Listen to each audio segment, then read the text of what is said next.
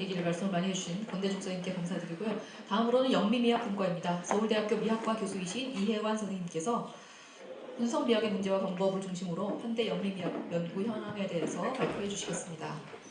예, 제가 여기 서서 하겠습니다. 보시면 아시겠지만 원고가 상당히 길고요. 여러 분들이 참여를 해서 어떻게 참여하는지 제가 과정에서 말씀을 드리겠습니다. 그다음에 더군다나 20분이라는 시간 제약이 상당히 그렇습니다. 또 더군다나 이렇게 앞에 돌직구를 내려주신 우리 권대중 선생님 뒤에 하다 보니까 제 발표는 상당히 날르지 않을까 싶은 생각이 듭니다만 어쨌든 시작해 보겠습니다. 제가 말씀드리고자 하는 것은 현대 영미미학에서 저희가 이제 분석미학으로 이름할 수 있는 것, 각 주에도 제가 얘기했습니다만 그런 의미로 되면 이제 프라그마티즘이 살짝 빠지게 되는데 어쨌든 분석미학으로 불릴 수 있는 부분의 연구 현황을 보고 드리는 겁니다. 그래서 선행 연구들이 있었기 때문에 간략하게 역사를 정리하고 현대에 우리가 21세기 초반에 분석미학으로 공부를 한다고 그러면 어떤 연구 주제들이 유효할 것인가. 앞으로 여러분들이 같이 공부를 하는 분석미학의 동료학자들 입장에서 본다면 어떤 주식에 투자를 해야지 이제 올라갈 것인가 그거를 좀 예측을 드리는 것이고요. 또 다른 영역에서 다른 스타일로 공부하시는 분들에게는 이런 정도 주제면 우리 또 같이도 한번 해볼 수 있지 않겠는가 하는 것을 말씀드리려고 하는 것입니다.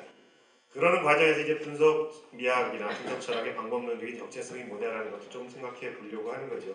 기본적으로 제가 분석미학적 스타일, 이 물려받은 철학적 전제들을 점검하고 개념에 대해서 명료하게 분석하고 합리적인 논증에 의해서 증명하고 일상 언어로도 납득되는 설명 같은 것을 지향하는 그런 스타일이 미학의 문제와 방법을 아주 명료하게 해왔고 또 할 것이라는 믿음에서 이제 출발하는 것입니다. 선행 연구들이 있었습니다. 저와 같은 방식으로 이런 식으로 그동안에 연구사를 정리한 것이 98년에 김지현 선생님이 미학회 창립 30주년 기념호에 쓴 게 있고 2010년에 황경 선생님도 미학예술학 연구에서 쓰신 게 있습니다. 그래서 이런 것들에서 나온 얘기들은 또한 이제 논문에서는 축소하고 그 이후의 얘기를 하려고 좀 노력을 했습니다. 이것은 분석미학에 대한 연구들이 어떤 방향으로 진행되었다 하지만 분석미학 전체가 어떤 흐름으로 흐름으로 흘러왔느냐 하는 것은 오종환 선생님의 97년 논문이나 오병남 선생님의 논문들, 나중에 미학 강의에 수록된 현대미학의 방법과 전개, 그다음에 비평철학에서 예술철학으로 이런 논문을 보시면 큰 흐름은 저희가 특히 한 2000년대 초반까지의 흐름은 알 수 있습니다. 비평철학의 기획으로부터 분석적 예술철학으로 변해왔다 이런 흐름이라고 볼 수 있는데요. 그래서 그런 거를 우선 간단히만 언급을 드리겠습니다. 여기에 방점이 있는 것은 아니니까요. 그러니까 초창기에 분석적인 방법이 미학에 동원된 한 20년대부터 한 50년대까지의 방법은 좀 전에 말씀드린 분석미학이라고 할 수 있는 혹시 다른 말로 한다면 패스모어의 51년 논문에 나오는 미학의 무미건조함으로 특징 지어질 수 있는 그런 스타일이라고 볼 수 있는데요.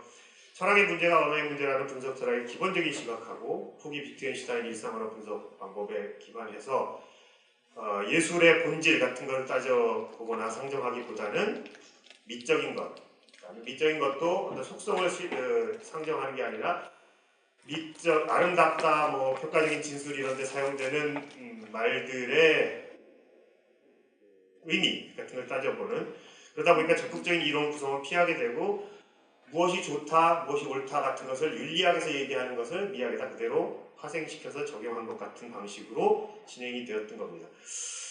이 방법이 과소평가될 수 있는 것은 절대로 아니고요.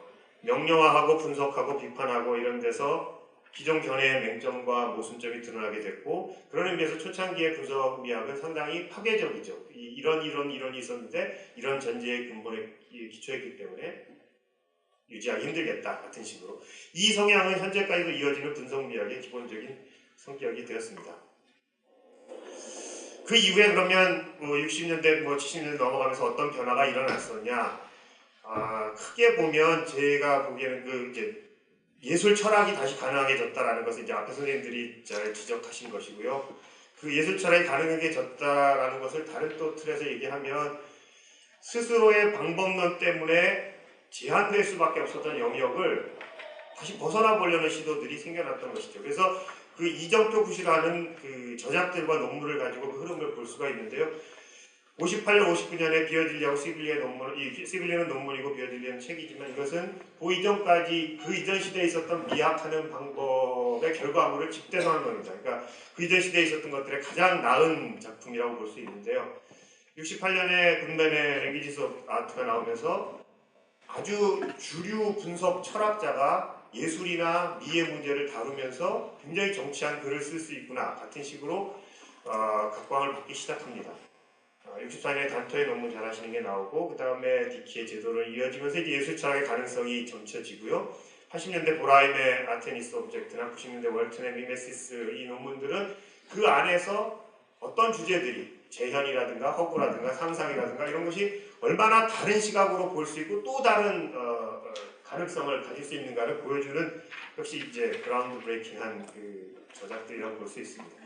이렇게 이제 다양화되어 왔는데 주제 면에서도 다양화되어 왔는데 그걸 방법론적인 다양화로까지 읽을 수 있느냐 그렇게 볼 수 있는 시각이 있고 그렇지 않을 수도 있는데 그렇게 볼 수 있는 시각은 현재 우리의 분석 미학이라는 것이 초창기에 아주 교조적으로 언어 분석, 명료화 이런 식의 지배적인 경향을 다 탈피했다. 그렇기 때문에 이제는 방법론적으로 굉장히 다양하다라고 볼 수도 있지만 다른 한편으로 보면은 분석적인 방법이나 논리적인 태도라고 하나 굉장히 느슨한 의미의 분석적 태도가 공통적으로 예술 철학을 하건 재현을 논하건 들어있다라고 볼 수 있습니다.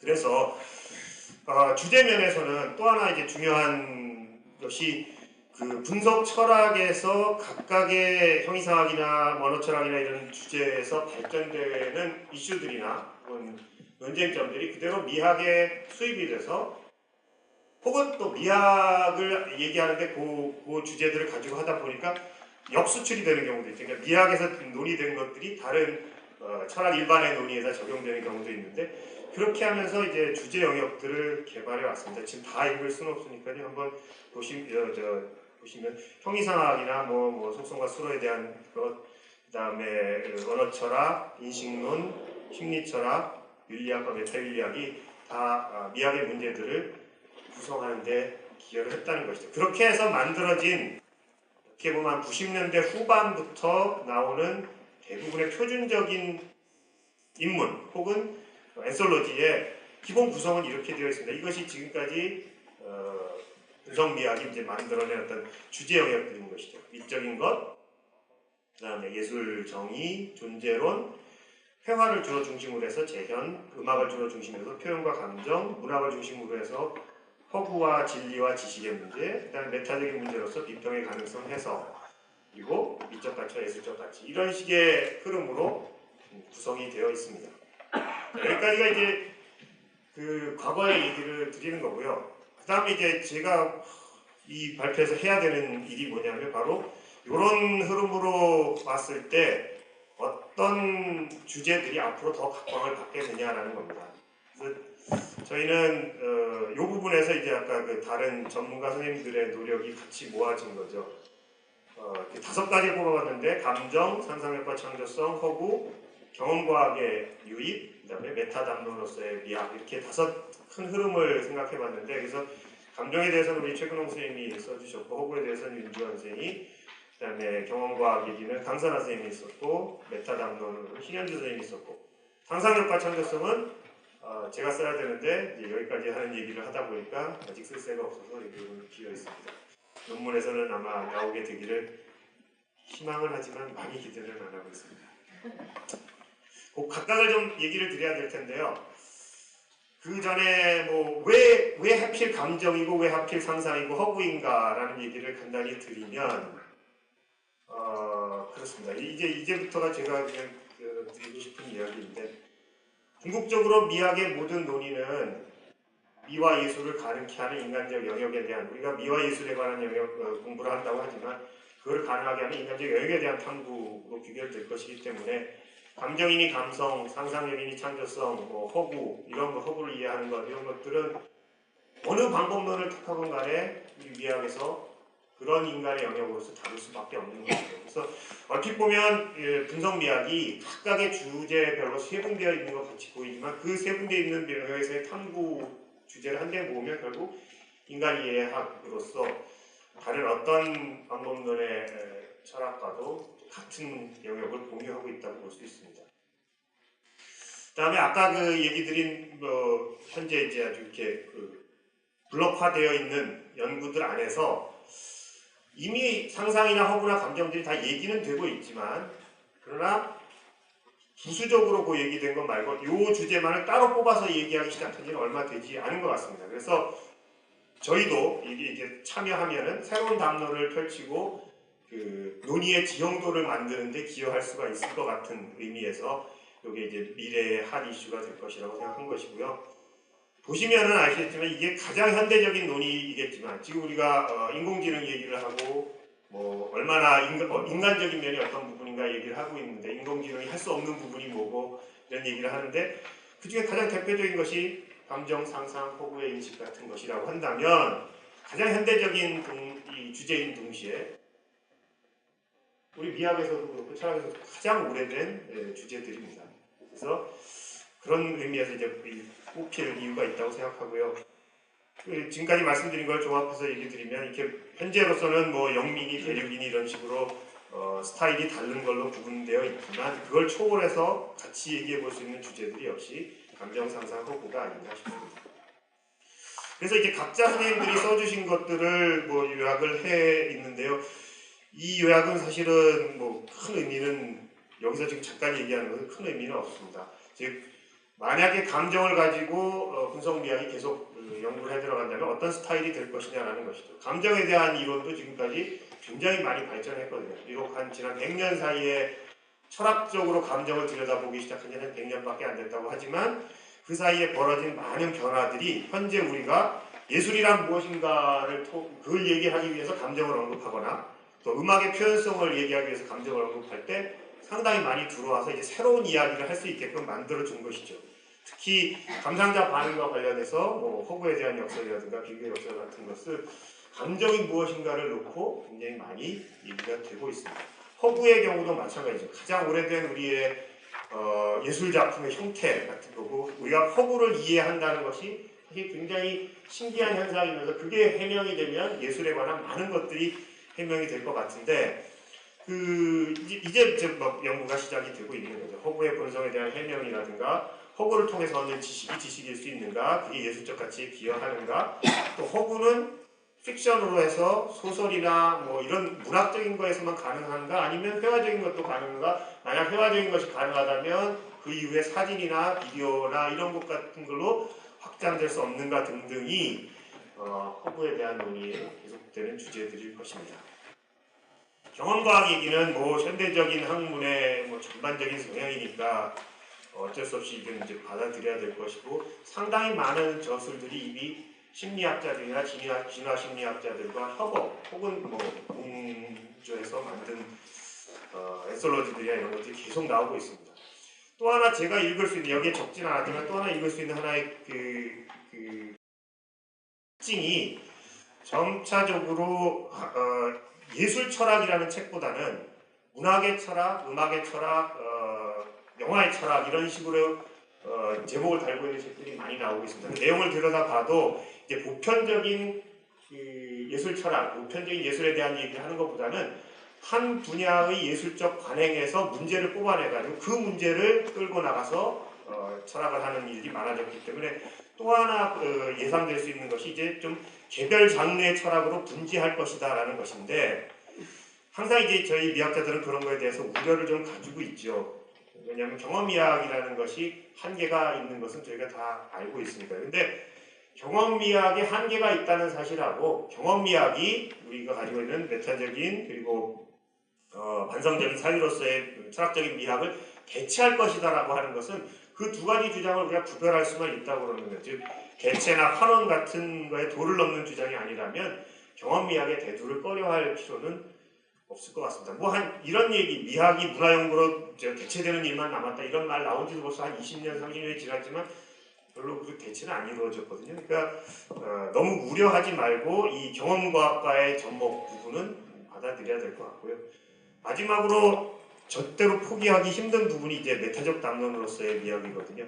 이거는 가장 인기 없을 수도 있고요. 그다음에 가장 뭐 전통적인 의미에서 현대적으로 적응하지 못한 영역일 수도 있겠는데 어찌되건 이 얘기를 안 하면 저희가 미학하는 그 의의가 굉장히 반감될 것 같아요. 그런데 이것이 아름답다라고 하는 뭐 판단이라든가 이 작품은 훌륭하다라고 하는 것 거기에 들어있는 규범성이 이래서 이건 좋다고 얘기하는 것이 옳다라고 하는 규범성이 사실 현대에 와서는 다 그런 근거가 무너졌다라고 사람들이 일반적으로 생각하죠. 취향들이 다양해졌고 그런 취향을 형성하는 사회문화적인 요소들이 어떤 역할을 하고 있기 때문에 이게 보편적일 수 없다라는 주장이 많이 나오고 그다음에 뭐 우리 주체에 대한 탐구를 하다 보니까 주체가 그렇게 의식적인 것이 아니라고 한다면 의도, 의식 이런 거에 대한 회의적인 생각 그래서 규범성의 기반들이 많이 포기되었는데 사실 이렇게 규범성의 그 특징을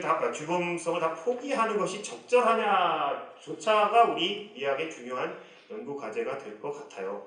그래서 그 자체가 하나의 미학적인 주장이 되는 현대적 인식을 검토하는 일인데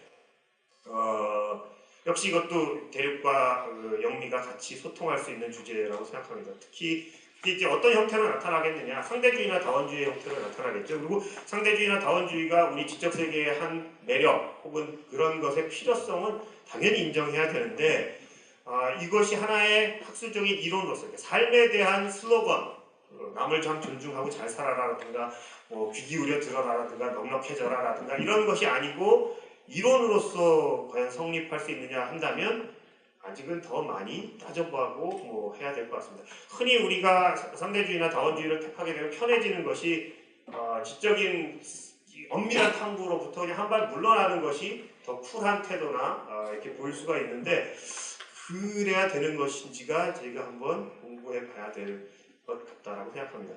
영미미학에서 이제 그 여러 방향에서 진행될 수가 있는데 그 중에 하나가 속성실제로 속성의 실제에서 이것이 우아하다라고 얘기할 수 있는 주범적인 근거가 확립될 수 있느냐 안 되느냐 같은 것을 중심으로 얘기가 될 수 있어서 저희 그 논문에는 그런 이야기들을 담았습니다. 얼마나 남았죠? 5분 남았습니다. 그 다음에 이제 여기서부터는 마지막으로 제가 그냥 저희 분석미학의 정체성 같은 것을 얘기해 본 것인데요. 글쎄요. 뭐 다 시안 같은 생각이고 저 개인적인 그 편향성이 많이 들어가 있는 거지만 제일 중요한 것은 분석미학이 가지고 있는 자기반성적인 성격이라고 생각합니다. 어떤 방법론 하나를 도출해서 이 방법론을 주구장창 여기다 다 적용해가지고 결국 결론을 얻어내야 되겠다라는 것이 아니라 그 방법론을 써야 될 것인지 안 써야 될 것인지조차도 계속적인 반성의 대상이 되는 아까 고대 선생님도 이미 말씀하셨지만 그런 스타일 그러니까 그런 메타적이고 반성적인 태도라는 것은 사실 어느 철학을 하고 어느 스타일의 철학을 하건 뭐 다 해야 될 것이기 때문에 분석미학만이 뭐 가지고 있는 스타일이라든가 다른 것과 이 점에서 대치가 된다든가 하는 것은 결코 아니라고 생각합니다. 그래서 이제 그 흔히 우리가 얘기하는 컨티넨탈 아날리틱 디바이드라고 하는 그 분석 미학과 대륙 미학이 어떻게 갈라지느냐 하는 건데 이것도 사실은 뭐 조금 저희가 계속 들여다보면서 이런 차이가 통합 불가능한 방법론의 차이에서 온 것인지 아니면 그런 실질적인 차이인지 아니면 그냥 스타일상의 차이인데 서로 대화가 좀 부족해서 그런 것인지 좀 앞으로 오는 세대에는 그런 거를 확인해보고 하는 것이 좋을 것 같습니다. 근데 현재 우리가 가지고 있는 교육 시스템이나 제도가 저런 일을 하기에 적합하게 되어 있느냐 이거는 한번 더 재고해 봐야 될 것 같습니다.